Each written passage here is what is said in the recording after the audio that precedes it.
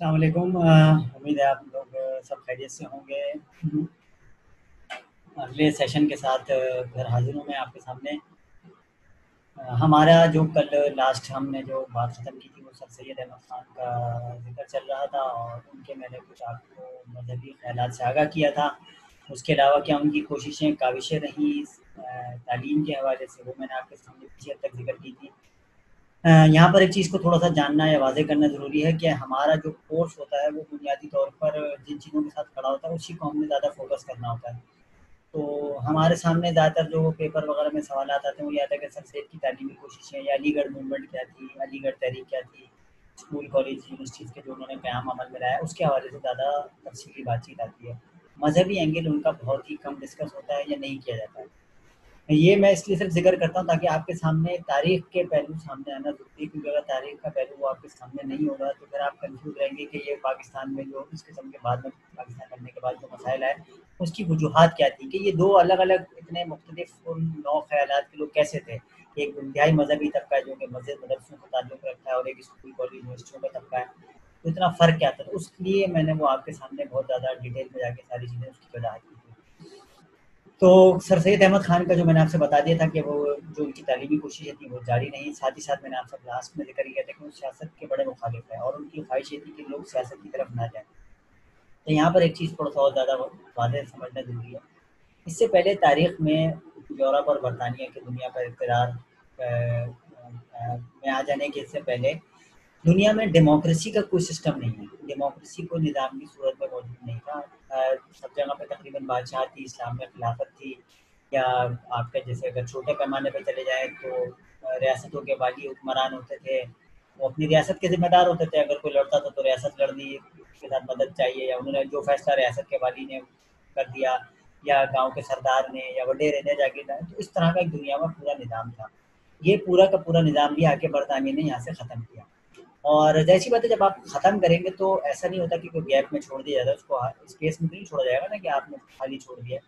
कोई दूसरा निज़ाम वहाँ पे जाके इंट्रोड्यूस कराया जाता है, लाके लॉन्च किया जाता है। तो उन्होंने जो अब डेमोक्रेसी का एक पूरा निज़ाम था, एक पूरा तरीक़ेकार था, वो आहिस्ता-आहिस्ता ग्रेजुअली यहाँ पर वो भी सियासी तौर पे इंस्टॉल करना शुरू कर दिया था। अच्छा, उसका हमने पीछे ज़िक्र नहीं किया था, लेकिन यहाँ के अब उसका थोड़ा-सा मैं आपके सामने ज़िक्र करूँगा कि शुरू में उन्होंने आगाज़ में क्या किया। ये भी चीज़ें कोड लेकिन सिर्फ़ आपको समझाने के लिए मैं आपको डिटेल दे रहा हूँ ताकि आपके सामने एक पिक्चर क्लियर है कि ये एक दिन ऐसा नहीं होता कि कल से उन्होंने कहा भाई इलेक्शन होंगे, लोगों ने कहा अच्छा मुझे भी लड़ना है, मुझे भी लड़ना है। ये कोई तरीक़ाकार नहीं था दुनिया में कि यहाँ पे लग जैसे अब तो हमें नॉर्मल सी चीज़ लगती है ना कि 5 साल बाद, 3 साल बाद इलेक्शन हो रहे हैं, सियासी जमातें हैं। ये सारी चीज़ें पहले मौजूद ही नहीं होती थी। सियासी जमात कोई चीज़ नहीं होती थी। मतलब जिसके पास ताकत आई, पावर है, उसने आके इक़्तिदार पे कब्ज़ा कर लिया या इलाके का सरदार है, उसकी लोग इज़्ज़त करते थे, वो अपने इलाके का सरदार रहा, उसके बाद उसने उसको नामज़द कर दिया या मुझे बुरा लगा सरदार, मैंने जाके कत्ल कर दिया सरदार को और मैं सरदार की जगह बैठ गया, सरदार बन के मेरे पास ताकत थी। अगर आप में से जो लोग अर्तग़रल ड्रामा वग़ैरह देख रहे होंगे, तो उनको ये सारी चीज़ें वाज़ेह हो रही होंगी बहुत ज़्यादा कि पहले किस किस्म का दुनिया में निज़ाम राइज था। ये जो कुछ जहाँ यूरोप ने, बरतानिया ने और इन मग़रबी अक़वाम ने हमें साइंस, टेक्नोलॉजी का इल्म दिया, तो वहाँ सोशल साइंसेज़ का भी इल्म दिया। जिस चीज़ को हम पाकिस्तान स्टडीज़ में देख रहे होते हैं, बयान कर होते हैं, ये बुनियादी तौर पे जिसको आप सोशल साइंसेज़ कहते हैं या जो माशरत का जो इल्म होता है, जिसके अंदर माशरे की जो ज़रूरियात है, उसको भी तो पूरा करना है ना, सिर्फ़ साइंस तो हर चीज़ पूरी नहीं कर सकती। डेमोक्रेसी, सियासत, ये सारी चीज़ें आपका कहीं न कहीं उसका लिंक बनता है।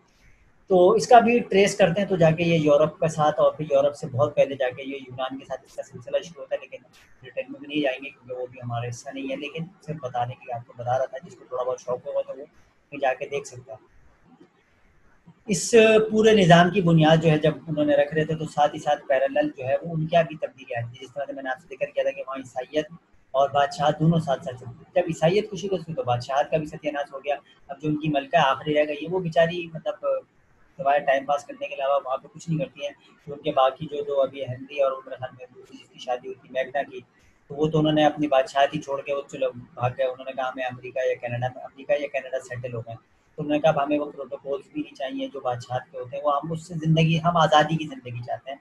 हम ये कैदो-बंद वाली जो बादशाहत का एक पूरा महल का सिलसिला होता है, हम उससे आज़ादी चाहते हैं, तो वो भी भाग गए छोड़-छाड़ के अपना बादशाहत ही छोड़ दी उन्होंने। तो ये निज़ाम अब दुनिया में नहीं है, ज़ाहिर-सी बात है बादशाहत सिर्फ़ सऊदी अरब वगैरह में कहीं रह गई है। ईरान के अंदर उसका खात्मा 79 में जब ईरान में इस्लामी इनकलाब आया, तो वहाँ पर उसका भी खात्मा हो गया। तो चंद इलाकों, चंद जगहों पर रह गई है। कुछ और भी छोटे-छोटे इलाकों जैसे जापान के अंदर भी किसी हद तक बादशाहत का थोड़ा बहुत सिलसिला है और छोटी-छोटी जगहों पर है। लेकिन ये कि वो भी मॉडर्न सिस्टम को ही किसी न किसी हद तक फ़ॉलो करते हैं। बेशक वहाँ, लेकिन सऊदी अरब वगैरह के अंदर आज भी बादशाहत का एक पूरा सिलसिला मौजूद है, जहाँ पर आप देखते हैं कि कितने मसाइल होते हैं, शहज़ादे-शहज़ादियों के आपस की लड़ाई-झगड़े, ये इस किस्म का एक दुनिया को निज़ाम था। ये एक दूसरा बिल्कुल नया निज़ाम आ रहा था, जो कि बरतानिया लेकर आ रहा था अपने साथ। जब इन्होंने, मैं आपसे बार-बार ज़िक्र करता जा रहा हूँ कि जब ये रियासतों पे कब्ज़ा करते जा रहे थे, आपका सियासी माशी निज़ाम कमज़ोर करते जा रहे थे, तो लोगों की तरफ से भी तो इनको फ़ीडबैक चाहिए होता है ना, मतलब लोग क्या सोच रहे हैं, क्या कर रहे हैं? मतलब आपको पता हो सकता है कल गुस्से में आके मार दे आगे, ये ऐसा नहीं करते थे। ये एक समझदार चालाक लोग थे हमेशा से अंग्रेज़, उनको पता था कि इलाकों को किस तरह कंट्रोल में रखना है। तो ये मकामी सतह के जो अफ़राद होते थे ना, उनके साथ भी आपस में लिंक रखते थे और उसको जो आसान अल्फाज में उन्होंने भी यूनियंस का ही नाम दिया हुआ था। जिस तरह आप यूनियन काउंसिल का कहते हैं ना, आप सुनते रहते होंगे कि ग्राउंड सतह के ऊपर आप काम करें, ग्राउंड तक जो है वो ताकत को मुंतकिल किया जाए, ग्राउंड लेवल तक उतारा जाए। तो ये वो अंग्रेज़ का पैदा करदा निज़ाम है। पहले से पहले ग्राउंड की सतह पे कोई नहीं था, तो बादशाह ने कह दिया, उन लोगों ने मान लिया, सरदार ने कह दिया, लोगों ने सुन लिया। आज भी जो गाँव देहात के लोग हैं वो इस बातों को बआसानी से समझ सकते हैं। वडेरे ने कहा, जागीरदार ने कहा, जो कहा वो एक्सेप्ट है। पहले ये नहीं कि नीचे से पूछा जाएगा कि भाई आप बताइए, सर आप बताएँ, आप भी कुछ। तो हर कोई जो आपने देखा हो ना, वो टीवी पे जो एंकर माइक लेके निकल जाता है, जिसके मुँह में जो आता है वो बोलना शुरू हो जाता है। ऐसे कोई पूछोगे तो बोलेगा कि उसको मुँह में ज़बान तो है ना, वो खामोश तो रहेगा नहीं। पहले पूछा नहीं जाता था, मतलब एक निज़ाम नाफ़िज़ हो गया, हो गया। इन्होंने ये सिलसिला भी जारी रखा कि लोगों से फीडबैक भी लेते रहते थे कि हालात कंट्रोल में। उसके लिए इन्होंने ये सिलसिला रखा था कि वो जो मकामी अफ़राद होते थे, जो उनके साथ कोऑपरेट करने के लिए तैयार होते थे, ताउन करते थे, सरदार हो, वडेरा, जागीरदार, रियासत का वाली, बड़े पैमाने पे रियासत का वली तक चले जाएँ, तो उसको ही ये ज़िम्मेदारी दे दी जाती थी कि अब आप हमारी तरफ से इस जगह के नुमाइंदे हैं। हम आपको प्रोटेक्शन भी देंगे, आपको कोई लड़ाई-झगड़ा हो गया तो हम बचाएँगे भी, जो भी मसले-मसाइल होंगे उसको हम फिर फेस करेंगे। तो इस तरह से उन्होंने ग्राउंड की सतह पे छोटा-छोटा निज़ाम कायम रखा हुआ था। यूनियंस की सतह पे आप कह लें, टाउन की सतह कह लें, उसको जो भी आप इस किस्म के उन्होंने उसको छोटे-छोटे से नाम दिए थे और उसपे वो मतलब उसका नुमाइंदा कोई चुना नहीं जाता था, जैसे कि जाके गाँव में वोटिंग कराई कि भाई आप बताओ किसको चुने? नहीं, नहीं ऐसा नहीं होगा, ऐसे तो सरदार ही मार देगा उनको। जो भी सरदार है, वडेरा है, जो भी बड़ा है इलाके का जो भी है, उसी को वहाँ का ज़िम्मेदार लगा दिया गया। अब वो जो है वो लोगों को अपने तौर पे जो भी उसको हिदायत मिलती थी या जैसे मामला तो उसको लेके चलता रहता था। यहाँ से अब जब ये जो मैं 1857 और ये सारा पूरा सियासी निज़ाम ही लपेट दिया उन्होंने, तो उसके बाद एक ऐसी नस्ल भी तैयार हो चुकी थी जो उनके निज़ाम को समझती भी थी। स्कूल, कॉलेज, यूनिवर्सिटी वो सारी चीज़ें वो पढ़ भी चुकी थी या जा रही थी। यूनिवर्सिटियों तक तो शायद उस तरह नहीं लोग पहुँचे थे, लेकिन फिर भी किसी न किसी हद तक बीए, ग्रेजुएशन तक की तालीम मिल जाती थी। अंग्रेज़ी जानना शुरू हो गए थे, कुछ उनमें से बाहर जाना शुरू हुए थे, जिनको अंग्रेज़ी घुमाने के लिए बाहर-बाहर का चक्कर लगा के ले आया था, लंदन की हवा लग गई थी किसी को। तो वो समझने लग गए थे कि एक अलग निज़ाम की हमें यहाँ पर ज़रूरत है कि जो कि यहाँ पर भी इंस्टॉल करना ज़रूरी है। तो इस सिलसिले में उनका काम बहुत अरसे से जारी था और जब ये पूरा का पूरा स्ट्रक्चर बादशाहत का तबाह हो गया, ख़त्म हो गया, बादशाह उधर मर भी गया, मैंने आपसे ज़िक्र किया। फिर उसके बाद जो मस्जिद मदरसों का स्ट्रक्चर था वो तबाह हो गया, जहाँ पर हिंदू हुक्मरान ताकतवर थे, उन सबका ख़ात्मा हो गया। सिखों की ताकत का, राजपूतों की, जिसके पास जो-जो ताकत थी, उस सब का जब इन्होंने ख़ात्मा कर दिया, तो अब इन्होंने बड़े पैमाने पर सियासी जमातों को फ़ॉर्म करने का फ़ैसला किया। ये वो पहला वक़्त था कि जब पहली दफ़ा बरसग़ीर में सियासत लफ़्ज़ इंट्रोड्यूस हो रहा था कि भाई जो कुछ हम ये करते हैं इक़्तिदार में जाने के लिए, ये बुनियादी तौर पे सियासत है। इससे पहले इस लफ़्ज़ को सियासत नहीं कहा जाता था कि आपने किसी की गर्दन काट दी या किसी को मार दिया। जैसे हमारे मुसलमानों में आप खिलाफ़त का ख़ात्मा हो तो दूसरी खिलाफ़त आ गई। जैसे अब आज के हमारे सोचा जाता है ना कि वो बैठ के सियासतें करते थे और दूसरे का इक़्तिदार कैसे ख़त्म करना है। तो अब हम क्योंकि जदीद रियासती सियासती निज़ाम के अंदर है, तो हमें लगता है कि वो भी वही सियासत करते थे। उसका नाम कुछ भी हो सकता होगा। सियासत जो मॉडर्न पॉलिटिक्स है वो बिल्कुल एक अलग चीज़ है। उसका कभी तारीख़ में कोई हवाला कहीं से नहीं मिलता है। ये सिर्फ़ बताते हैं कि ये एक यूनानी तरीका है कि यूनान के अंदर किस तरह की डेमोक्रेसी या जो अफ़लातून का एक नज़रिया था कि वो उस नज़रियात की बुनियाद के ऊपर कि ये जो रिपब्लिक का जो तसव्वुर है, रिपब्लिक का जो तसव्वुर है वो देते हैं कि जिसमें अवाम की हुकूमत होती है। रिपब्लिक जिसके अंदर कहते हैं ना कि अवाम की हुकूमत। यहाँ पर अवाम की मर्ज़ी चलती है। तो आपके यहाँ भी बहुत सारे लोगों ने कहा कि इस्लाम के अंदर भी है, हिंदुओं ने कहा हमारे अंदर भी है। हर किसी ने जब मार पड़ती तो यही होता है कि जब मार खाने के बाद आप घर जाके बताते हो कि हाँ यार हमारे पास भी जमहूरियत है। आपके पास ऐसा कोई सिलसिला नहीं था, ना हिंदुओं के पास था, ना दीगर कौमियतों के पास था। ये सिर्फ़ एक यूरोप का ख़ास था जो कि वो यहाँ पर लाके इंस्टॉल कर रहा था। ज़ाहिर-सी बात है इंस्टॉल करने के लिए जो उसके एक्सपर्ट्स होते हैं वही काम करेंगे। अफ़राद आपको मकामी तौर पे मिल गए थे, जो कि बड़ी तादाद में हिंदू जमात के साथ ताल्लुक़ थे, मुसलमान भी थे। लेकिन सर सैयद अहमद खान और मुसलमानों का ख्याल ये था कि हमें किसी ऐसी जमात का हिस्सा नहीं बनना है कि जो हिंदू और मुसलमानों की बैक वक्त एक ही जमात। और मैं उसका जिक्र आपसे कर चुका हूँ कि 1867 में हिंदू उर्दू तनाज़े ने इस बात को सबके सामने वादे करके रख दिया था, और पहले के हालात भी इस चीज़ को सामने रखे हुए थे। तो ऐसे हालात में कांग्रेस के क़याम का फैसला किया गया। उसको अंग्रेज़ की आशीर्वाद हासिल थी मुकम्मल तौर पे। एओयू साहब जो एक अंग्रेज़ी थे और एक पढ़े लिखे आदमी थे, उन्होंने उसके बानी थे। फिर उसके बाद उसके सदर पहले बने, वो डब्ल्यू सी बनर्जी उनका नाम था, वो साहब बने।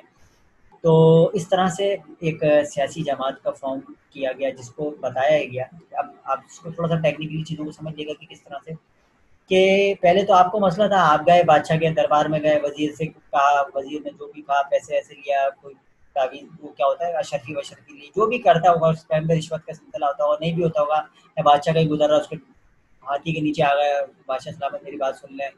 हाथी तो रोका जा सकता है ना, आजकल की मर्सिडीज़ नहीं रुकती है, जैसे प्रोटोकॉल में निकलती है, हाथी के नीचे आ जाए तो रुक जाता होगा।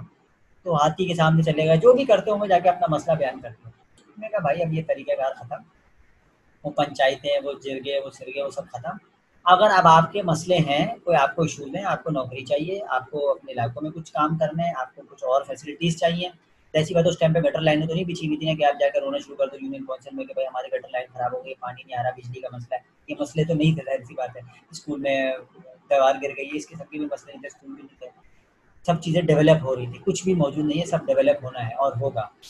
तो जो-जो आपके बुनियादी मसाइल थे, बुनियादी मसाइल नौकरी थे। उस टाइम पे जो सबसे बड़ा लोगों के सामने एक मसला पैदा कर दिया गया था, वो नौकरी था, क्योंकि आपसे सब कुछ छीन लिया गया और अब आप जब भूखे मरोगे तो भाई रोज़गार तो आपको चाहिए ही चाहिए।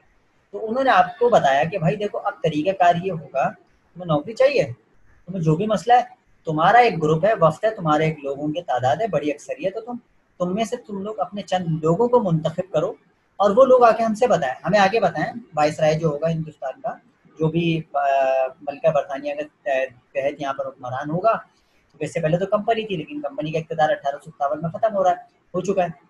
तो अब जो वहाँ से वाइसराय जिसको नामज़द किया जाता था, वो इस मलिका बरतानिया तक आपके मामलात पहुँचाएगा, फिर वो जो फ़ैसला करेंगे, वो फ़ैसला आपके लिए हो जाएगा। कबूल किया तो है, कबूल नहीं किया तो अल्लाह खैर सलाह। तो ये आपकी प्रैक्टिस करवाई गई। अच्छा, प्रैक्टिस कराने के साथ-साथ आपको तालीम भी वही दी गई, स्कूल, कॉलेज, यूनिवर्सिटी की तालीम दी गई, जदीद मॉडर्न दिमाग। तो अब आपके दिमाग में ये बात भी बैठनी शुरू हुई, हाँ यार, ये तरीक़ाकार तो बिल्कुल दुरुस्त है। ये थोड़ी था कि हर बंदा मुँह उठा के जाए और अपना हक माँगना शुरू कर दे। तो अब क्या करें? उन्होंने कहा भाई ये तरीक़ाकार होगा कि उसके लिए आपको एक सियासी जमात बनानी होगी। सियासी जमात मुतालबात रखेगी और हम उसको मंज़ूर या मुस्तरद किया करेंगे। अभी तो लोगों को ज़ाहिर-सी बात है, आप एक आज तक कभी चीज़ की ही नहीं है, तो आप कैसे समझाएँगे? मतलब मुश्किल काम है ना कि आप लोगों के दिमागों में वो बात डालें हैं कि भाई ये काम करना है, तो आप तैयार नहीं होंगे ज़हनी तौर पे। ख़ैर, अच्छे खासे जो लोग पढ़ लिख गए थे, जो हिंदुओं से क्या कहते हैं, हिंदू जमात हिंदू सियासी छोटे-छोटे जो इदारे बने हुए थे, उनके साथ उनका वास्ता था। तो उन्होंने फिर इस तरह से बाकायदा इस सियासी जमात की बुनियाद रखी और उसके अंदर 2-3 मुसलमान भी शरीक हुए। सर सैयद अहमद खान और मुसलमानों ने उसका मुकम्मल तौर पे बायकॉट किया कांग्रेस का, और उन्होंने कहा कि भाई ये हिंदुओं की जमात है, हिंदू इसमें अक्सरियत में है, मुसलमान इसमें अक़लियत में है। जब आप मुतालबात सामने पेश करोगे, तो वो हमारे मुतालबात यानी कि मुसलमानों के मुतालबात रिजेक्ट हो जाएँगे और हिंदुओं के मुतालबात एक्सेप्ट कर लिए जाएँगे, या कांग्रेस के मुतालबात। अब यहाँ से मैं लफ्ज़ ज़्यादातर कांग्रेस इस्तेमाल करूँगा क्योंकि कांग्रेस के अंदर हिंदू और मुसलमान दोनों शामिल रहेंगे मुस्तकिल वक़्तों के अंदर। लेकिन वो एक उसके ऊपर हिंदू छाप थी, इसलिए सर सैयद अहमद खान ने उसकी बड़ी शदीद मुखालफत की और उन्होंने कहा भाई हम तो उसमें शामिल नहीं होंगे, और जो बाकी मस्जिद मदरसे का तबका है, वो मैं आपको पहले ही बता चुका हूँ, वो तो पहले ही बाहर बैठा हुआ है। तो जो मॉडर्निस्ट तबका भी था आपका, जो जदीद तालीम ले भी रहा था, जो सर सैयद के साथ कनेक्शन में भी था, उसने भी उस पूरे सिलसिले का बायकॉट रखा और सियासी जमात का हिस्सा नहीं बना। लेकिन हुआ क्या? अब जब सियासी जमात बन गई, अब उनको ज़ाहिर-सी बात है, जब आपने बनवाई है तो आप उसी को नवाज़ोगे भी ना। ऐसा तो हो नहीं सकता कि मैं एहतिजाज करके अपना कोई हक ले लूँ।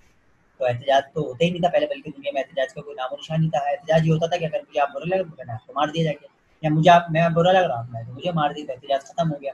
तो एहतिजाज का भी सिलसिला इन्होंने बताया कि भाई देखो, अगर तुम्हारी कोई बात ना मानी जाएगी तो तुम्हें एहतिजाज करना है, वो भी मैं आपको आगे बताऊँगा। तो इन्होंने ही हमें बताया कि एहतिजाज भी क्या होता है। इससे पहले एहतिजाज का भी कोई सिलसिला दुनिया के अंदर नहीं होता था। पूरी इंसानी तारीख़ में कहीं आपको एहतिजाज नहीं मिलेगा। इन लोगों ने कहा अच्छा हमें मार दिया है, ओहो! हमारा हक खा लिया, चलो भाई बैनर बनाओ, चलो भाई पोस्टर लिखो, सब लेके खड़े हो जाओ। मतलब ऐसा नहीं हुआ कि सिकंदर आज़म ने आधी दुनिया फ़तह कर ली, सारे लोगों को मार दिया जाके, तो लोगों ने उसके खिलाफ बैनर लेके खड़े हो जाते थे। वो सिकंदर आज़म नामंजूर, सिकंदर आज़म मुर्दाबाद, ऐसे कोई नारे नहीं लगते थे। सिकंदर आज़म से या तो लड़ लो तो या फिर मार खा के सरेंडर कर दो। या वो अशोका ने अगर पूरा हिंदुस्तान फतह किया तो लोगों ने ऐसा नहीं किया कि यहाँ पे बैनर लेके खड़े हो गए, या अकबर बादशाह आता रहा, या क्या कहते हैं महमूद गजनवी ने हिंदुस्तान के 17 हमले करके सोमनाथ का मंदिर तबाह कर दिया, सब बर्बाद कर दिया, तो हिंदुओं ने मुजाहरे शुरू कर दिया। ऐसा नहीं होता था भाई, ये भी एक मॉडर्न फिनोमेना था जो कि जमहूरियत के साथ ही चलता। तो ये चीज़ भी आपको समझनी चाहिए कि ये सारी चीज़ें जो कुछ आज हम जिस दुनिया के अंदर रह रहे हैं, ये सिर्फ 150-200 साल का डेवलपमेंट है। 200 साल की तकरीबन, 200 से हाँ तकरीबन आप 200 साल से भी कम टाइम है इसके अंदर पूरी डेवलपमेंट हुई है। तो इस किस्म का एक पूरा सिलसिला शुरू हुआ और उन्होंने सियासी जमात का क़यामा बनवाया गया। लेकिन उन्होंने ये किया कि जब सियासी जमात बनवाई थी तो ज़ाहिर-सी बात है सियासी जमात को नवाज़ना भी था। अब सियासी जमात अपने मुतालबात रखती और उसकी अखबार में खबर पब्लिश होती कि भाई कांग्रेस ने ये मुतालबा किया कि हमें इतने फ़ीसद नौकरियाँ इस इलाके में दी जाए, और उनको नौकरियाँ मिल जाती, और उसके लिए शर्त जो है वो अंग्रेज़ी और ये होगा। अच्छी बात है, फिर नौकरियों पे वो आके बैठ गए और वो खुशहाल होना शुरू हो गए। अब आप क्या करेंगे? अब आप रोएँगे बैठ के, फिर परेशान होंगे कि अब क्या करें, क्या करें? तो नौजवानों में कुछ नौजवानों को शख्सियत से इस हवाले से मुखालफत भी शुरू हुई, जो कि जदीद तालीम याफ्ता ही थे। उन्होंने कहा नहीं भाई, सियासत से अगर दूर रहना तो बड़ा मसला हो जाएगा, हमें सियासत में छलांग लगानी चाहिए। लेकिन सर सैयद अहमद खान उसके मुखालिफ है, और मुसलमानों को भी कोई आगे से उसकी लाइन नहीं थी। ऐसी बात है क्योंकि वो सियासी जमात जो कांग्रेस ने बना के दी थी, बनवाई थी, वो अंग्रेज़ के आशीर्वाद से बनी थी। अभी आपको आसरा कराया जाता है। ये आप ऐसे समझ सकते हैं कि जैसे आप एक बंदे को दें, कुछ नवाज़ना शुरू करते हैं, तो दूसरा बंदा ऑटोमेटिकली समझता है ना यार देखो अगर मैं ये सब कुछ करूँगा तो मुझे भी मिल जाएगा। बच्चे भी इस किस्म की हरकतें करते हैं कि अगर अम्मा-अब्बा को खुश रखें तो हमें भी मिल जाएगा। तो वो वाले जो एक फीलिंग आ रही थी ना कि छोटा बहन-भाई देख रहे होते हैं कि अच्छा, बड़ा ने ये किया तो उसके साथ ये हुआ था, अगर मैं भी करूँगा तो ये हो जाएगा। वही वाली कैफ़ियत थी आपके साथ। आप अक़लियत में थे, वो अक्सरियत में थे। वो आपसे बहुत पहले सारी चीज़ों के साथ कनेक्शन कर चुके थे। तो उनके पास जहाँ मुख्तलिफ दीगर मसाइल थे, लेकिन वो अंग्रेज़ के निज़ाम के साथ बहुत जल्दी कनेक्ट कर गए थे, जुड़ चुके थे बआसानी। तो उन्होंने आपको पीछे भी रखना था किसी न किसी हद तक, ताकि आपको इस चीज़ का एहसास हो कि भाई सियासी जमात के ज़रिए ही सब कुछ मिलेगा। क्यों? क्योंकि आपके दिमाग में तो खन्नास था, और खन्नास ये था कि हम तो मार के छीन लेंगे। और आपके जो मौलवी हज़रात थे उस टाइम पर, उलमा जो थे, वो बार-बार यही कह रहे थे, कहने लगे ये तो वक़्ती है, ये तो अभी जैसे पहले भी हम पर बुराइयाँ आती रही हैं, कभी तातारियों का हमला हो गया, कभी चंगेज़ खान ने कभी मारा, याकूब खान ने मारा, ये आ गया, वो आ गया। इसी तरह का एक मसला है, ये चला जाएगा, थोड़ा से बाद हम मार के दोबारा इक़्तिदार पे कब्ज़ा करेंगे, और हमारी खिलाफत तो वैसे तुर्की में भी कायम है, और आहिस्ता-आहिस्ता हम दोबारा सारी चीज़ों पे कब्ज़ा कर लेंगे। तो इसीलिए उस दिमाग से भी आपको निकालना था। तो इसलिए उन्होंने आपको इतनी ज़्यादा लिफ्ट नहीं कराई कि आप कुछ ऐसी-वैसी जमात बनाएँ, लेकिन आपके यहाँ ये ख़्याल पैदा हो गया। खैर, तसलियत की कोशिशें, काविशें जारी रहीं। उन्होंने अपने स्कूल का, फिर कॉलेज का क़याम, एमए कॉलेज मैंने आपसे ज़िक्र किया। मोहम्मडन एग्रो और ओरिएंटल कॉलेज का उन्होंने जो क़याम अमल में लाया। अच्छा, इसके अंदर एक चीज़ और समझ लीजिएगा, तसलियत की अंग्रेज़ से मोहब्बत में कमी तो आ ही नहीं सकती थी, ज़ाहिर-सी बात है। आप को यकीनन हैरत होगी कि इसका नाम मोहम्मडन क्यों है? हम सब मुसलमान हैं, हम तो मोहम्मद बोलते हैं, मोहम्मद सल्लल्लाहु अलैहि वसल्लम हमारी ज़बान पर है, हमें कोई परेशानी नहीं होती मोहम्मद। लेकिन आपको पता होगा कि अंग्रेज़ मोहम्मद नहीं बोल सकता था ना, तो उसका एक्सेंट का प्रॉब्लम था, वो मोहम्मद ही बोलता है, मोहम्मद उसके मुँह से निकलता है। तो मोहब्बत में आपने अंग्रेज़ की मोहब्बत में उसका नाम ही मोहम्मडन रखा, ताकि अंग्रेज़ को तकलीफ़ ना हो ना, उसकी ज़बान को तकलीफ़। अंग्रेज़ की ज़बान अंग्रेज़ की होती है। हाँ, हम काले लोग होते हैं, हमारी तो ज़बान भी काली होती है, तो इसलिए अंग्रेज़ को परेशानी ना हो, तो इसलिए हज़रत ने नाम भी मोहम्मडन एग्रो ओरिएंटल कॉलेज के नाम पे रखा, ताकि अंग्रेज़ को भी अब पता चलता रहे कि हम करने क्या जा रहे हैं। तो खैर उनका कॉलेज का क़याम जो हुआ, उसके अंदर नौजवान नस्ल ने दाखिल होना शुरू हुआ, लोगों को उसके लिए कायल किया गया। सर सैयद अहमद ने बहुत कोशिशें की, मुख्तलिफ़ जगहों पे जाके चंदे इकट्ठे किए। उस तरह से उन्होंने अपने पूरे निज़ाम को, मुखालफत जो थी मैं आपको बता चुका हूँ, उनकी जिस तरह से जारी रही।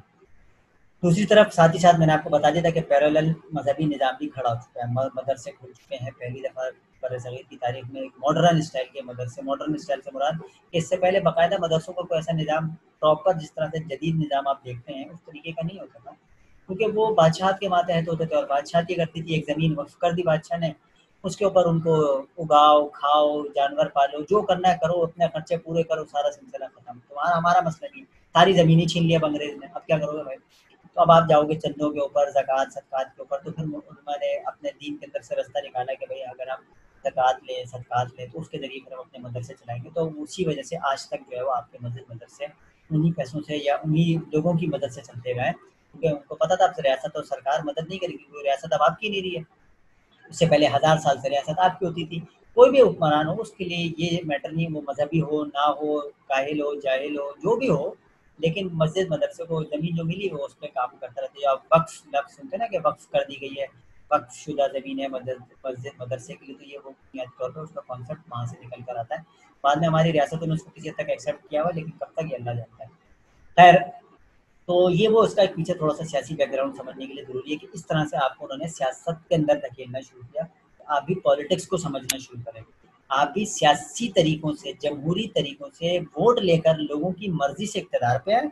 यानी कि मैं अवाम की सूरत में आपको वोट दूँ, तो आप मेरे नुमाइंदे होंगे। ये नहीं है कि आपके पास तलवार है और आपको गर्दन काटनी अच्छी आती है, तो आपने आके कब्ज़ा कर लिया। ये उन्होंने कहा नहीं भाई अभी सिलसिला ख़त्म। हाँ, हम मारते रहेंगे, हम पूरा बादशाह लोग हैं, हम मारेंगे, तो हम तो मारते रहेंगे, लेकिन आपको मारने का भी इख्तियार नहीं होगा और आपके पास लड़ने की ताकत भी नहीं, कहाँ तलवारों से बंदूकों का मुकाबला करोगे।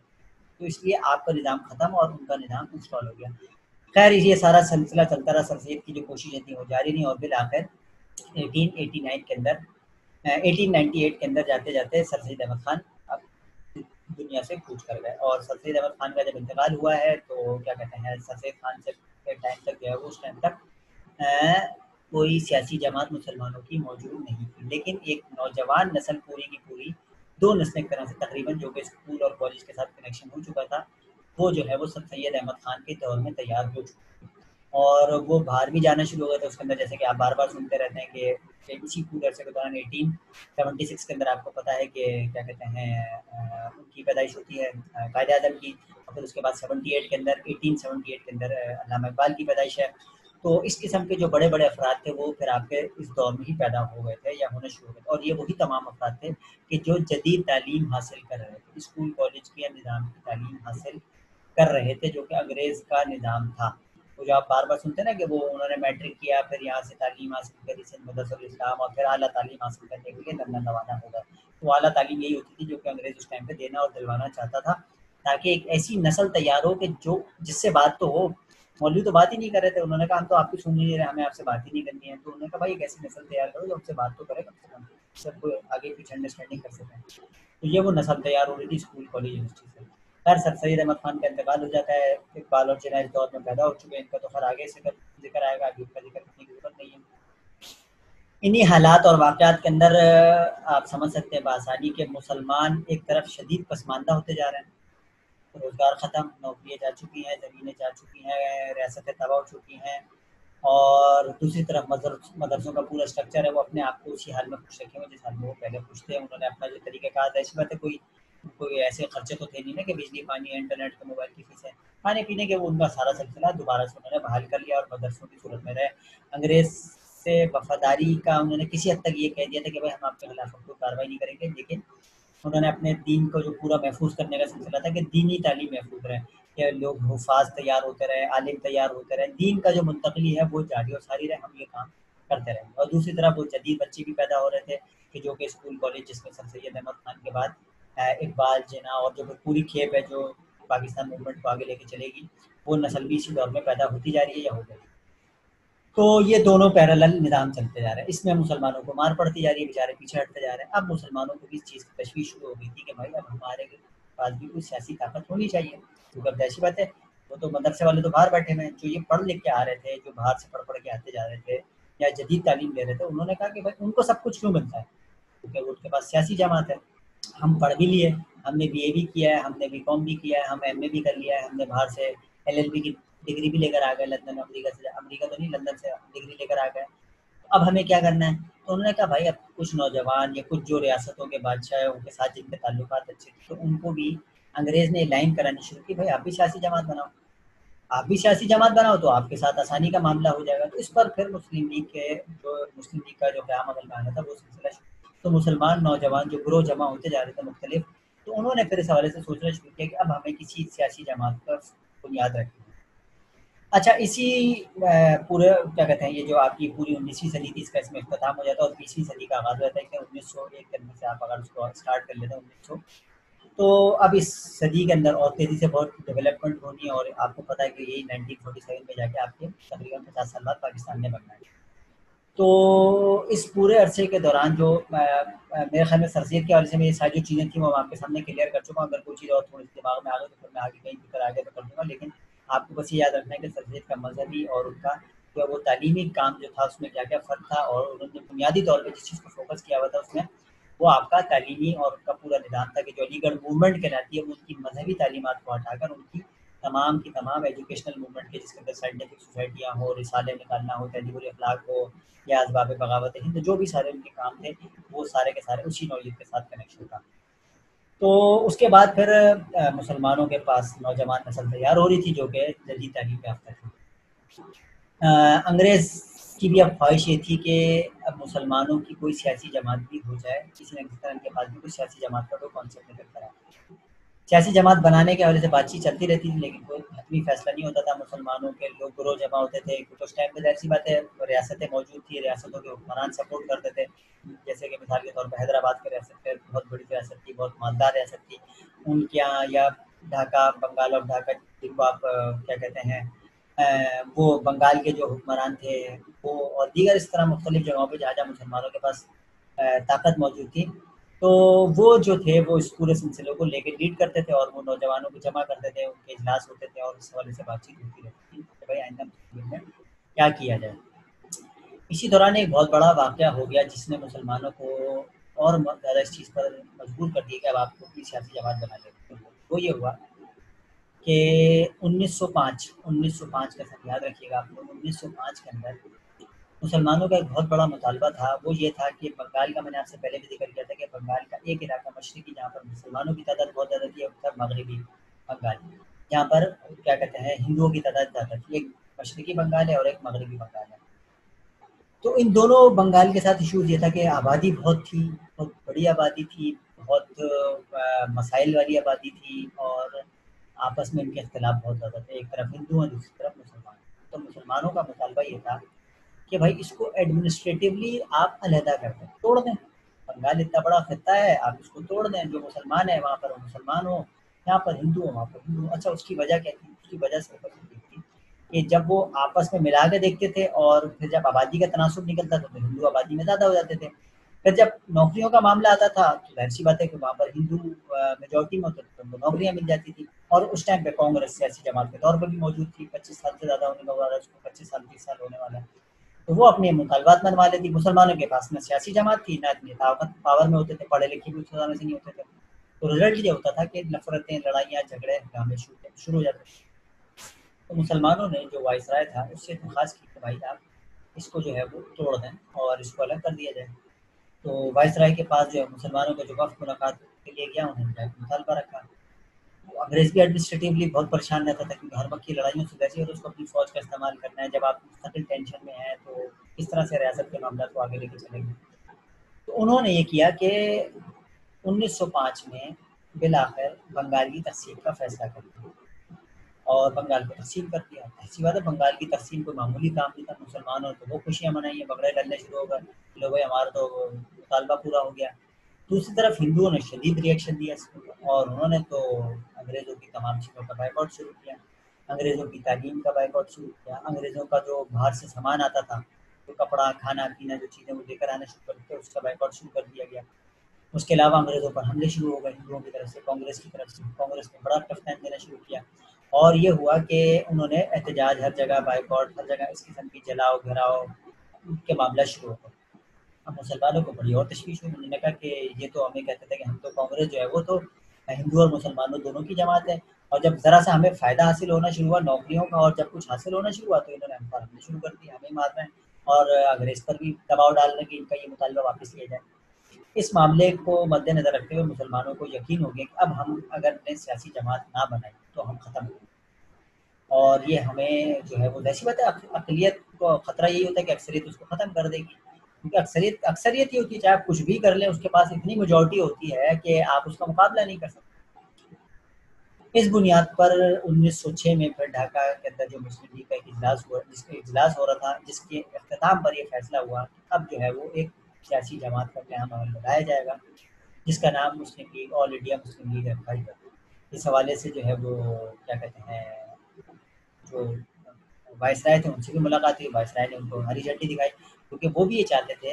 अच्छा, अब ये आपको थोड़ा-सा यहाँ पे एक चीज़ और थोड़ी-सी टेक्निकल समझनी है। वो भी ये चाहते थे कि कोई सियासी जमात बन जाए। उसकी क्या वजह थी? क्योंकि अंग्रेज़ का पूरा निज़ाम सियासी जमातों के ही ज़रिए चलता है, ताकि इसको इससे और उसको उससे लड़ा के दिखाते रहें, और इक़्तिदार पे वो लोग बैठ के मज़े करते रहें। जिस तरह आपके यहाँ एस्टेब्लिशमेंट करती है आज, कि आप सियासी जमातें लड़ें, एक दूसरे के बखी और दड़ दो, मतलब जितने जिस पे जो इल्ज़ाम जो सियासी जमात आए ताकत में, उसका वो दूसरे वाले का जितना भट्टा बिठा सकता है बिठा दे।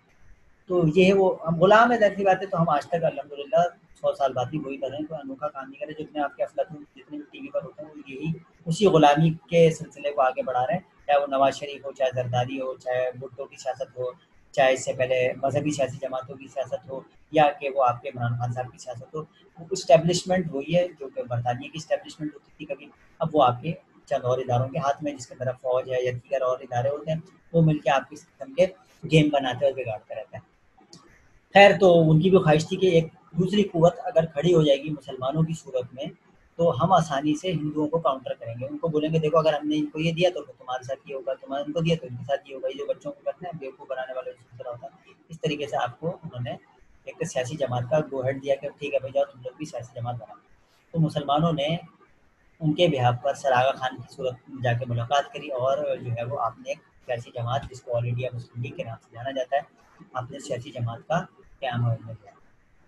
सियासी जमात का क़याम अमल में लाने के बाद एक अहम इशू ये था कि अब मुसलमानों को और हिंदुओं को ये पता था कि जैसे हर कुछ अरसे बाद जैसे आप देखते हैं ना कि बजट आते हैं या कुछ सियासी तौर पर तब्दीलियाँ आती हैं, तो अब जो था इन सबको ये बताया गया था कि 1909 में एक बहुत बड़ा सियासी इस्लाहाती पैकेज आ रहा है, जो कि बरसग़ीर के हवाले से होगा, क्योंकि बरसग़ीर के अंदर मुख्तलिफ सियासी और इस्लाहाती पैकेज वो 1857 से पहले भी ला रहे थे। मुख्तलिफ वक्तों में मुख्तलिफ अपनी जो चीज़ें इम्प्लीमेंट करते थे, वो बरतानिया से आती थी, और इम्प्लीमेंट जैसे 1857 के बाद तो अब तो तमाम पॉलिसी आपकी बरतानिया से आ रही थी। तो अब वो जो उसमें पॉलिसी में तब्दीली होती थी ना, तो उसके लिए ऐलान होता था भाई ये पॉलिसी आने वाली है। तो आप इस हवाले से अपनी अपनी तजावीज़ात जमा कराएँ, भाई आप क्या क्या चाहते क्या हैं? आपकी क्या ख्वाहिश है? आप भी बताएँ, भाई कांग्रेस हाँ, तुम भी बताओ बेटा, तुम भी बताओ। इस तरह से बच्चों से पूछा जाता है ना, हाँ, सबसे पूछ के करना उन्होंने वही होता है जो उन्होंने सोचा हुआ होता है। लेकिन आपको ये शो कराया जाता है जैसे कि आपकी भी मर्ज़ी उसमें किसी न किसी हद तक शामिल है। अच्छा, वो आपकी मर्ज़ी नहीं होती है, वो भी आपको बताया गया होता है कि अच्छा अगर तुम ये मुतालबा रखोगे ना, तो ये मुतालबा हम तुम्हारा मंज़ूर करवा देंगे। तो इस तरह से सियासी जमातों को बेवकूफ़ बनाकर, या बेवकूफ़ नहीं, यानी कि एक तरीक़ाकार, एक पूरा डेमोक्रेसी का तरीक़ाकार है, वो उसी तरीके से चलती है कि आपके मुँह में वो बात डाली जाती है, और उसके बाद वो आपसे, जैसे कि आप बहुत ज़्यादा सुनते होंगे टीवी, जो लड़के-लड़कियाँ देखते होंगे आप में से, उनको पता होगा 18वीं तरमीम, मतलब ऐसा लगता है जैसे 18वीं तरमीम को वही आती है। मतलब एक रियासत का एक एस्टेब्लिशमेंट का निज़ाम होता है जो चाह रहा होता है कि सूबे खुद मुख्तार हो जाए, तो वो किसी सियासी जमात से वो काम करवाता है, और उसके बाद उसको ये बताया जाता है इसका क्रेडिट भाई पीपल्स पार्टी के पास है, क्योंकि इन्होंने 18वीं तरमीम मंजूर कराई थी। भाई रियासत चाहती थी कि सूबे खुद मुख्तार हों, तो आपके ज़रिए वो काम कराया जाएगा। उसके लिए मुखालफत खड़ी करी जाएगी, और फिर आहिस्ता-आहिस्ता उस पे नेगोशिएशन होगी, और आप हो जाकर 18वीं तरमीम मान लोगे। फिर जब उसको ख़त्म कराना होगा, तो रियासत चाहती होगी कि 18वीं तरमीम ख़त्म हो, तो एक सियासी और नई जमात आ जाएगी इमरान खान की सूरत में। वो आगे बोलेंगे हम 18वीं तरमीम का खात्मा चाहते हैं, फिर उस पर लड़ाई झगड़ा शुरू होगा, फिर उसमें ले-दे करके मामला तय कर लिया जाएगा। ये डेमोक्रेसी का तरीक़ाकार है, इसके अलावा इसके अंदर कोई जेन्युइन चीज़ नहीं है कि आप इससे कोई शदीद मुतासिर होते फिरेंगे, कोई बहुत बड़ा कारनामा अंजाम देते हैं। ये जो तयशुदा चीज़ होती है उसको लेके आगे खैर, मुसलमानों के मुतालबात के लिए उनको बता दिया गया था कि भैया एक इस्लाहाती पैकेज आने वाला है 1909 में, जो कि अब आइंदा के बर्र-ए-सग़ीर के मुस्तक़बिल के हवाले से फैसला करेगा। मुसलमानों ने जाके उनसे मुलाकातें शुरू करी और अपने मुतालबात रखने शुरू किए। मुसलमानों ने उसमें आगाज़ में सिर्फ़ अपने 2 बुनियादी मुतालबात रखे। 2 बुनियादी मुतालबात के अंदर एक तो ये था कि अब जो था उनको बार-बार ये बताया जा रहा था कि अब जो आइंदा मुस्तक़बिल जो होगा, वो इलेक्शन होगा, यानी कि उसके अंदर इंतख़ाब का एक सिलसिला होगा। पहले तो मैंने आपसे बता दिया कि इंतख़ाब कैसे होता था, और इंतख़ाब में पहले आम लोगों को वोट डालने की इजाज़त दी थी। आम लोगों को बहुत अरसे बाद जाके पहली दफ़ा 1946 के अंदर जाके तकरीबन वोट डालने की इजाज़त मिली थी। उससे पहले वो भी 46 में भी बहुत किसी हद तक की था, लेकिन उससे पहले पाकिस्तान में कुछ अर्से पहले, 1 साल पहले तक आम अफ़राद वोट नहीं डालते थे। वोट कौन डालता था? ज़मींदार, जागीरदार, उसके बाद जब पढ़े लिखे हो गए, जिसने बीए किया हुआ है, जिसके पास कोई जायदाद है, जिसके पास कोई ज़मीन है, जिसके पास कोई मालियत है, वो वोट डालने का हकदार होता था। जिसको आप यानी कि जिसके पास कोई सेंस है, अकल है, मतलब आज की तरह नहीं कि 18-19 साल के बच्चों को वोट डालने छोड़ के तो उन्होंने इमरान खान हमारे सर पे मुसल्लत कर दिया। इस किस्म के मामलात नहीं होते थे। जिसके पास कोई अकल, शऊर, कोई ताकत, पावर है, वो वोट डालता था, इसके अलावा कोई नहीं। तो वोट डालने से मुराद ये होती थी कि वो बंदे मुंतखब करता था, लेकिन ज़्यादातर वो मुंतखब क्या होता था, मुंतखब शुदा ही लोगों को मुंतखब करवा लिया जाता था। तो इस हवाले से मुसलमानों को ये होता था कि भाई जब हमारे इलाके हैं, वहाँ पर मुसलमानों को आप इक़्तिदार में लाएँ, और मुसलमान वहाँ पर ज़िम्मेदार हों, और जो हिंदू इलाके हैं, वहाँ का आए, हमें इससे कोई गर्ज़ नहीं है। तो मुसलमानों ने बुनियादी तौर पे 2 मुतालबात रखे थे जो अंग्रेज़ के सामने, जो कि लॉर्ड मिंटो जो थे उस टाइम पे वाइसराय थे 1909 में, और उनके सामने उन्होंने मुतालबा रखा कि भाई हमारे 2 मुतालबात हैं। एक, हम चाहते हैं जुदागाना इंतखाबात, जुदागाना सेपरेट इलेक्शन जो होता है ना, सेपरेट इलेक्शन से मुराद ये होती थी कि मुसलमान मुसलमान को वोट देगा, हिंदू हिंदू को वोट देगा। यानी कि हम ये नहीं चाहते कि कांग्रेस किसी मुसलमान को खड़ा करे और सारे मुसलमान उसको वोट दे दें और उससे कांग्रेस जीत जाए। आप यहाँ पे इस चीज़ को थोड़ा-सा टेक्निकल समझिएगा कि हिंदू और मुसलमान तफरीक कैसे आगे बढ़ती हुई महसूस होगी आपको यहाँ से, जो कि इससे पहले नहीं है। पहले मैंने आपसे बार-बार ज़िक्र किया कि 1857 में बादशाहत बचाने के लिए हिंदू लड़ रहे हैं, सिख लड़ रहे हैं, राजपूत लड़ रहे हैं। अभी क्या हो रहा है? आप मुदालबात क्या कर रहे हैं कि मुसलमानों की सियासी जमात है और तो मुसलमान जो है वो सियासी जमात का हिस्सा जो है, तो मुसलमान फिर मुसलमान को वोट देगा, हिंदू को वोट नहीं देगा। और हिंदुओं को जो वोट देना तो हिंदू अलग-अलग अपना वोट बंदा खड़ा करें, उसको वोट देंगे। मुसलमान उसको वोट देने के लिए ना तो पाबंद होंगे, ना उन पर पाबंदी होनी चाहिए। ये बात आपको समझ में आती होगी, यहाँ तक समझ में आ जानी चाहिए। ये बहुत अहम पॉइंट है, इसको समझना बहुत ज़्यादा ज़रूरी है। दूसरा उनका एक इशू ये था कि हमें वेटेज की बुनियाद पे, मुतनासिब नुमाइंदगी की बुनियाद पे जगह फ़राहम की जाए, नौकरियाँ दी जाएँ। ये चीज़ थोड़ी-सी टेक्निकली इसको भी समझ लेंगे तो आसानी से आपके समझ में आएगा, वेटेज से क्या मुराद होती है बुनियादी तौर पे। अब हम तो थे अक़लियत में, हिंदू थे अक्सरियत में, लेकिन कुछ चीज़ों में हम ज़्यादा आगे थे, वो हमसे पीछे थे। मिसाल के तौर पे तालीम में तो वो आगे निकल गए, लेकिन फ़ौज में सबसे बड़ा किरदार हमारा था और वो मैं आपको बता चुका हूँ कि किस तरह उन्होंने फ़ौज हायर की थी, कहाँ-कहाँ से कैसे-कैसे की थी। इसको भी थोड़ा-सा आप समझ लेंगे तो आपको अभी भी पाकिस्तान के और भारत के हालात सारे समझ आ जाएँगे। फ़ौज उन इलाकों के अंदर तैनात उन जगहों से हासिल की गई थी कि जो लंबे-चौड़े हों, ज़रा सीने चौड़े हों, 6-6 साढ़े 6-6 फुट की हाइट हो, जिनकी टाँग सर तक जाती हो। तो आपने वाघा बॉर्डर पे देखा वो टाँगें उठाने का जो मुकाबला सर तक उठा के दिखाते हैं, दोनों तरफ से फ़ौजी हज़रात, तो वो यही हज़रात थे कि जिनको जो है वो अंग्रेज़ सरकार ने अपनी फ़ौज में तकरीबन 100 साल से भर्ती होना शुरू किए थे। तो इनके ख़ानदान, गाँव के पूरे भर्ती होते थे अंग्रेज़ सरकार में और यही जाके अंग्रेज़ की फ़ौज का हिस्सा बनते थे। अच्छा, अब ज़ाहिर-सी बात है, जो हमारा शहरी इलाका जो दिल्ली के इलाके होंगे या जो बिल्कुल दरबार के अतराफ़ के या जो कि आपका सेंट्रल इंडिया था, जो भी सारे इंडिया के जो लोग थे, जो जिसको आप शहरी इलाके कहते थे, वो तो हमारे जिनको आप ख़ास तौर पे महाजर कह सकते हैं या इंडिया के जो ख़ास टिपिकल लोग हैं, आप देखें, हमारे कद छोटे होते हैं, हम कोई चौड़े 36 सीने के नहीं होते हैं, 6-6 फुट की हाइटें नहीं होती हैं। तो हम तो छोटे-छोटे नीले-पीले टाइप के जो लोग होते हैं, ये लड़ भी नहीं सकते, इनमें ताकत भी नहीं होती लड़ने-भड़ने।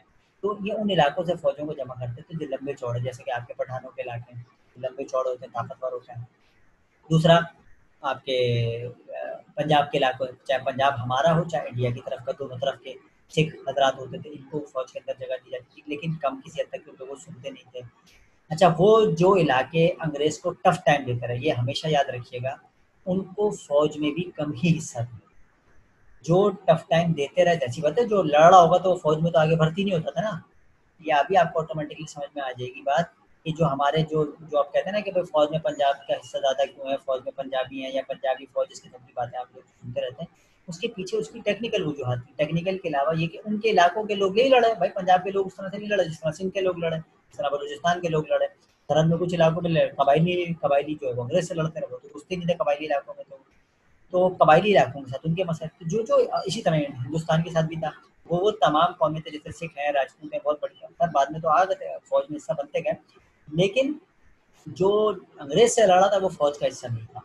तो मुसलमानों के साथ भी ये मसला ये था कि मुसलमानों की एक बहुत बड़ी तादाद जो थी, वो फ़ौज का हिस्सा थी। तो पंजाब का हिस्सा था, ज़ाहिर-सी बात है पंजाब का जो पूरे के पूरे गाँव फ़ौज के अंदर भर्ती होते थे अंग्रेज़ के। और इनकी वफ़ादारी इन्होंने साबित भी की हुई थी, जिसका रिज़ल्ट में जो है वो 1857 में भी इन्होंने अंग्रेज़ सरकार का साथ दिया था। उन इलाकों के लोगों ने, जो ज़ाहिर-सी बात है, जब अंग्रेज़ को फ़ौज चाहिए थी तो ये इलाके, तो ये जो आप जितने भी आजकल जो पंजाब के सियासतदान जिनको देखते हैं, जिसमें चाहे अब शाह महमूद कुरैशी और बड़े-बड़े नाम हैं, ये वही लोग थे कि जिन्होंने उस दौर में अंग्रेज़ की मदद की थी।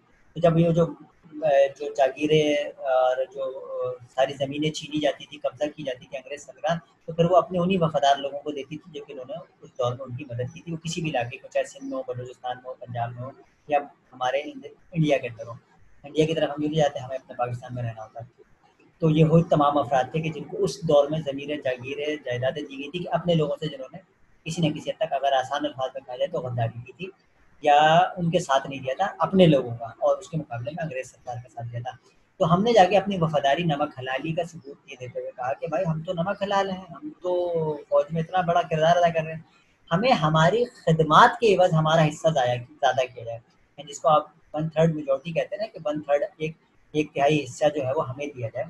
तो हम तो अकलियत में, अक्सरियत तो हम है नहीं, तो अगर आप हमें बंदों के तौर पर तोलेंगे तो हम तो कम निकलेंगे। तो अगर फर्ज करें अगर हमारे 100 लोग पढ़ते हैं तो वहाँ पे तो 10,000 पढ़ रहे हैं हिंदुस्तान के, जो यानी कि जो हिंदू या कांग्रेस की जो लोग नौकरियों के लिए अप्लाई करेंगे, हम जो हैं वो क्या होंगे, हम तो 100 होंगे, वो 10,000 होंगे।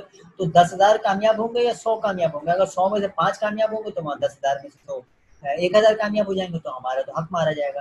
तो आपने मुतालबा ये किया कि भाई हमें जो है ना हमारे खिदमात के एवज हमारा हिस्सा दिया जाए, हमारी इसको आप आसान अल्फाज में, अब जिन लोगों ने बाद में फिर कोटे की मुखालफत करी और उसकी बुनियाद पर यहाँ पर सिंधी और महाजी लड़ाई शुरू करवाई गई, तो ये बुनियादी तौर पर आप मुस्लिम लीग आसान अल्फाज में जाके कोटा मांग रही थी कि आप हमारे लिए कोटा मुख्तस करें, आप हमें, हम तो नहीं जानते, हम तो पढ़े लिखे नहीं है भाई, हमारे पास तो कुछ है ही नहीं, हम तो आता जाता कुछ भी नहीं है, अभी तो हम पढ़ रहे हैं, अभी तो हम सीख रहे हैं, हम तो उस लाइन पे आए हैं, अभी आहिस्ता आहिस्ता हम सीखेंगे, तो आप हमारा कोटा मुख्तस करें। बुनियादी तौर पर ये एक तरह से कोटे सिस्टम का डिमांड थी, आगाज़ था, जो कि आप मुसलमानों ने किया था। अब आपको समझ में आ जाएगा कि जो सिंध पाकिस्तान कराची का जो मसला था, वो जो कोटा सिस्टम पे जो पूरी मुत्तहदा या सिंधियों की जो पीपल्स पार्टी की लड़ाई चलती थी, उस पीछे ड्रामे के आपको समझ में आएगा कि जब आप मुसलमान झुके, जाहिर सी बात है उस टाइम पे सिंधियों ने तो जाके, इनका भी हिस्सा था जाहिर है मुस्लिम लीग में, लेकिन ये वो तमाम अफराद जो बाद में अपने आप को महाजिर कहते हैं, जो हम लोग अपने आप को महाजिर कहते हैं, हम ही लोग थे, ये हैदराबाद दक्कन के, बंगाल के, आगे पीछे तमाम इलाकों के, दिल्ली के, सब जगहों के, इन्होंने जाके ही कोटे की बात की थी, जो फिर बाद में सबसे ज़्यादा कोटे के मुखालिफ लोगों को मारते धाड़ते रहे, जो कुछ होता रहा, वो एक अलग बहस है। खैर, तो बताने का मकसद सिर्फ और सिर्फ ये था कि आपके ये मुतालबात थे जिनका आपने जाकर वहाँ पर उनके सामने जिक्र किया, और यूँ फिर वो मुस्लिम लीग का जो ये 2 मुतालबात थे, ये आपने अगली जो इस्लाहात 1909 में पैकेज आना था उसके अंदर आपने दोनों मुतालबात पेश कर दिए। लेकिन ज़ाहिर-सी बात है कांग्रेस की तरफ से उसकी शदीद मुखालफत थी, कांग्रेस ने उसकी बखियत जोड़ के रख दी, उन्होंने एहतजाज, मुज़ाहरे, हंगामे, हड़तालें, सारी चीज़ें बंद कराना, अंग्रेज़ों पे हमले शुरू कर दिए, इल्ला ये कि 1909 में मुसलमानों का इस एक मुतालबे को तस्लीम कर लिया गया, जिसके अंदर उन्होंने वेटेज के मुतालबे को आपके जो है वो रिजेक्ट किया, और आपका एक मुतालबा सेपरेट इलेक्शन जो कहते हैं, जिसके अंदर मुसलमानों का जो है इलेक्शन जो होगा अलग होगा, उसको मुतालबे को मंजूर कर लिया गया। अब कांग्रेस के लिए ये एक और बहुत बड़ा सदमा था। मुसलमान एक तरफ तो वो बंगाल करा चुके थे 1905 में तकसीम, दूसरा ये कर दिया इन्होंने वहाँ पे, जिसके नतीजे में मुसलमानों को थोड़ा-सा एतमाद हासिल हुआ कि अब हम भी सियासी तौर पे कुछ कर सकते हैं। और ये तरीक़ाकार ये होता है कि भाई कुछ दोगे तो उनका भरोसा होगा ना सियासत के ऊपर, वरना तो फिर वो तलवारें लेकर आ जाएँगे लड़ने के लिए। तो ये भी एक डेमोक्रेसी का तरीक़ाकार होता है कि कुछ लो, कुछ दोगे तो फिर ये फँसेंगे, मतलब जाल में तभी तो आएँगे ना, मतलब ये भाग जाएँगे, वरना नाराज़ होके निकल गए तो फिर गए। तो इस तरह उन्होंने आपके एक मुतालबे को मंजूर कर लिया और दूसरे मुतालबे को, जो कि वेटेज का मुतालबा था, फिलहाल उसको रिजेक्ट कर दिया या मंजूर ना करने का आगे कहा कि आगे देखा जाएगा। इस पर कांग्रेस और मज़ीद बिखर गई और हिंदू जमातों के अंदर शदीद गुस्सा, तहफ़्फ़ुज़ात पैदा हो गए। इन तहफ़्फ़ुज़ात के नतीजे में 1910 में, 1 साल बाद मिंटो जो कि वो थे आपके वाइसराय थे, वो अहमदाबाद तरफ से सफ़र कर रहे थे ट्रेन में, तो उन पर जो है वो बम हमला हुआ। इत्तेफ़ाक से वो उस हमले में बच गए, लेकिन उनको इस चीज़ का शदीद खतरा लाहक हो गया कि भाई ये मामला सही संभलने वाले नहीं है। अब हमें इस हवाले से कोई ना कोई नया फ़ैसला लेने की ज़रूरत है। तो बिल-आखिर कांग्रेस के शदीद प्रेशर में आके 1911 में 12 दिसंबर को एक दिल्ली दरबार लगता था। दिल्ली दरबार क्या था? दिल्ली दरबार ये था कि वो आप अपनी पुरानी याद ताज़ा करते थे, बादशाह मलिका साहिबा वहाँ से आती थी और जो वो दरबार लगाया जाता था, हमारी जो मतलब जो दरबार का सिलसिला होता था वो ख़त्म हो चुका था, लेकिन दिल्ली का जो दरबारी सिलसिला था उसको उन्होंने, और मलिका बरतानिया को यहाँ पर आप जो है वो अपने वफ़ादारी का सबूत देते थे, सब जाके आदाब बजा लाते थे, सलाम करते थे और कहते थे हम आपके वफ़ादार रहेंगे मलिका बरतानिया के, और आप ही हैं, मतलब हम तो कुछ भी नहीं है, आप ही सब कुछ हैं। तो उस दिल्ली दरबार के मौके के ऊपर पहले तो उन्होंने कहा कि हम 1912 में करेंगे, लेकिन फिर मिंटो ने फौरी तौर पे इस चीज़ का फैसला किया कि दिल्ली दरबार में जब जॉर्ज जो क्या कहते हैं उस टाइम पे हुक्मरान थे, बादशाह जो थे, वो जब यहाँ आए हुए होंगे मलिका और बादशाह, तो हम उनके सामने ही इस फैसले को मनसूख कर देंगे। तो बिल-आखिर 1911 में कांग्रेस के शदीद एहतजाज और मुजाहरों की बुनियाद पर 1911 में दिल्ली दरबार के मौके पर तक़सीम बंगाल की तनसीब कर दी। तनसीब करने का मतलब आप आसानी से समझ सकते हैं कि हिंदू सियासी जमातों के पास तो एक जश्न का समा था, और मुसलमानों के ऊपर एक मौत तारी हो गई और एक पसमुर्दगी तारी हो गई और एक ज़ाहिर-सी बात है नाउम्मीदी, मायूसी हुई कि देखो हमारे सियासी जमात बनाई, फिर भी सब कुछ किया हमने, लेकिन हमारे साथ धोखा किया गया और हमारा साथ ये इस तरीके का सिस्टम। तो ये एक हालात थे 1911 तक के, यहाँ पर अभी फिलहाल मैं रुकूँगा। इसके अगला जो सेशन होगा फिर उसके अंदर फिर हम आगे की जो सियासी डेवलपमेंट है वो मैं आपके सामने रखूँगा। तो अब यहाँ पर एक काम आप लोगों को जो छोटा-सा करना है वो ये कि अब आप लोगों को टाइमलाइन ज़रूर याद रखनी है 1905 से लेके। 1905 से लेके जो-जो डेवलपमेंट हो गई, 1905 में क्या हो रहा है, 1906 में मुस्लिम लीग, 1909 में मिंटो मॉर्ले, 1910 में हमला हो गया, 11 में तनसीब हो गई, आगे इस तरह से हमने आगे बढ़ना है ऊपर। और इसके अलावा कुछ चीज़ें जो कि ज़िक्र करनी है अगली किस्त के अंदर इंशाल्लाह, जो अगली की सिलसिला शुरू होगा तो उसके अंदर मैं बहुत सारी चीज़ें ज़िक्र करूँगा। जो सवाल है वो ज़रूर पूछिएगा। बहुत शुक्रिया। अस्सलाम वालेकुम।